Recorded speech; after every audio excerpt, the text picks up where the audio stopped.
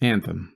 This game will likely be unplayable by the time you see this review, it's so overdue, but I wanted to get this in before the servers got shut down because I'm one of those weirdos who cared enough about the game to go platinum and think it's got a good deal worth talking about. Even just in terms of what games have been, should be, and are becoming, Anthem has so much to teach us. From the perspective of preservation, this game failed before even reaching the release window for the very reason we're currently preparing to witness with regard to what happens to an always online game when the servers go offline, as is about to occur. The game becomes playable only in our memories. And I'm no fan of thinking enough of a game to recommend it to others, only to find that others have no way to play it. The game itself is a hodgepodge of poorly connected pieces, some stellar, many mid, and a few outright awful. The bad here includes the dial-up reminiscent load times, and the floaty yet sloth-like traversal about the hub area, seeming like something from a different game altogether when compared to the fairly fluid action of travel in a suit. The mid includes stuff like the story, enemy AI, boss encounters, gun variety, etc., especially when compared to a game like Destiny, which this was once hailed as the soon-to-be killer of. And the stellar consists of the different classes as well as their abilities, the buttery beauty of taking flight at will, and some of the movement between land and water. It takes time for your character to get kitted out to the point that you feel like a badass, but the satisfaction once you get there remains brilliant, almost worth sitting through the load screens for.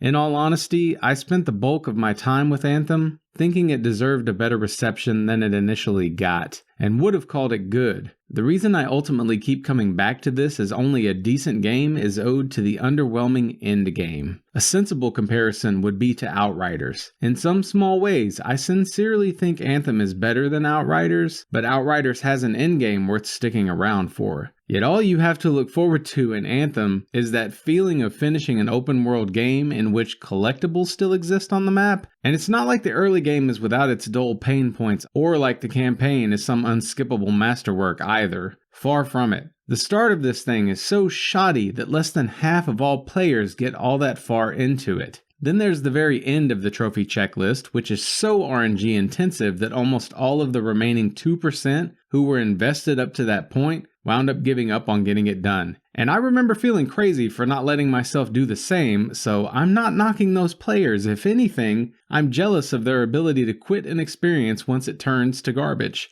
We'd usually talk about the plat right about now, but why bother since the game's about to be made inaccessible? Suffice it to say that in spite of enjoying the bulk of what's on offer in the middle of this experience, I wouldn't recommend chasing the plat even if you could. I may have mildly enjoyed the weapon challenges and whatnot, but freely admit they're uninteresting trophies, which most gamers would be right to poke fun at. All this to say that Anthem had magic alongside the potential for greatness I'm not sure it ever got credit for. Problem is that few of the glaring problems ever got fixed. Promises were broken to the player base, and now the title's set to fade into complete obscurity. Had the devs given us local access to what this is prior to the game shuttering, I might be a bit more willing to think better of the game in question. We've all got reality to live in and face, however, and Anthem, it seems, is fated to forever come up short, solid though much of its skeleton happened to be.